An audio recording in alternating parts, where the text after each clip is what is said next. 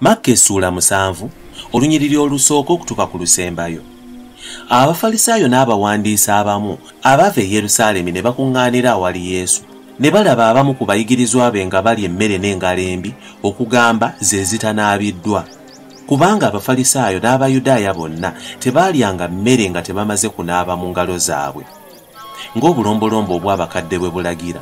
Era bwe baavanga mu katale nga tebasobola kulya nga tebanaabye kwetukuza.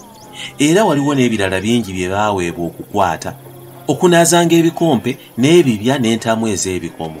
Awo Abafalisaayo n'abawandiisi ne bamubuuza nti lwaki abayigiriza abo tebagoberera bulombolombo obw'abakadde naye ne balya emmere n'engalo embi? N'abagamba nti Isaaya yalagulanga bulungi ku mmwe bannanfuusi nga bwe kyawandiikibwa nti, abantu bano banzisaamu ekitiibwa kya ku mimwa, naye emitima gyabwe gindi wala. Naye bansinziza bwereere nga bayigiriza amateeka g'abantu nga bye by'okukwata. Muleka etteeka lya Katonda ne mukwata obulombolombo bw'abantu. N'abagamba nti mugaanira ddala bulungi etteeka lya Katonda ne mukwata obulombolombo bwammwe. Kubanga Musa yayogera nti osangamu ekitiibwa kitaawo ne nnyoko, era nti avumanga kitaawo oba nnyina bamuttanga bussi. Naye mmwe mwogera nti omuntu bw'agamba kitaawo oba nnyina nti kyonna kye nandikuwadde okukugasa kya kolubaani, ekitegeezebwa nti kitone kya Katonda, temukyamuganya okukolera ebintu kitaawe ne nnyina, mudibya ekigambo kya Katonda olw'obulombolombo bwammwe bwe mwayigiriza, era mukola ebigambo ebirala bingi ng'ebyo. Awo Yesu n'ayita ebibiina n'abagamba nti mumpulire mwenna mutegeere, tewali kintu ekiri ebweru w'omuntu bwe kiyingira mu ye ekiyinza okumwonoona, naye ebintu ebiva mu muntu ebyo bye byonoona omuntu. Buli alina amatu ag'okuwulira awulire. Awo bwe yayingira mu nnyumba ng'avudde mu bibiina, abayigirizwa be ne bamubuuza olugero olwo. N'abagamba nti bwe mutyo nammwe temutegedde? Temutegeera nti kyonna ekiri ebweru bwe kiyingira mu muntu tekiyinza kumwonoona, kubanga tekiyingira mu mutima gwe naye mu lubuto lwe ne kiyita ne kigenda mu kaabuyonjo?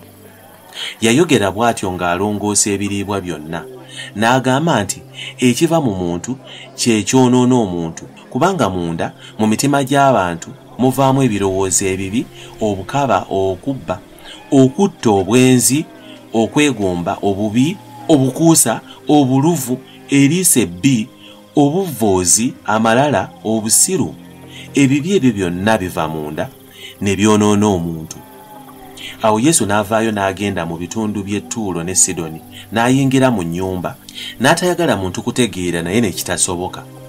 Naye amangu ago omukazi eyalina muwala we yaliko dayimooni, bwe yamuwulira n'ajja n'afukamira ku bigere bye.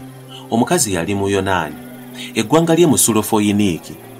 N'amwegayirira okugoba dayimooni ku muwala we. Yesu n'agamba omukazi nti leka abaana bamale okukkuta, kubanga si kirungi okuddira emmere y'abaana okugisuulira embwa. Naye omukazi n'addamu nti weewaawo mukama wange, n'embwa ziriira wansi w'emmeeza obukunkumuka bw'abaana. Yesu n'amugamba nti olw'ekigambo ekyo weddireyo, dayimooni avudde ku muwala wo. N'addayo mu nnyumba ye n'asanga omuwala ng'agalamizibwa ku kitanda ne dayimooni ng'amuvuddeko. Ate n'ava mu bitundu by'e Ttuulo n'agenda e Sidoni. Eyo gye yava n'addayo ku nnyanja ey'e Ggaliraaya ng'ayita mu kitundu ky'e Dekapooli. Ne bamuleetera omuggavu w'amatu atayogera bulungi, ne bamwegayirira okumussaako omukono gwe. N'amuggya mu kibiina kyama, n'amussa engalo mu matu ge, n'awanda amalusu, n'amukoma ku lulimi. N'atunula waggulu mu ggulu, n'assa ekikkoowe, n'alyoka amugamba nti Efasa, ekitegeeza nti gguka. Amatu ne gagguka n'enkolo y'olulimi lwe n'esumulukuka n'ayogera bulungi. N'abakuutira baleme okubuulirako omuntu.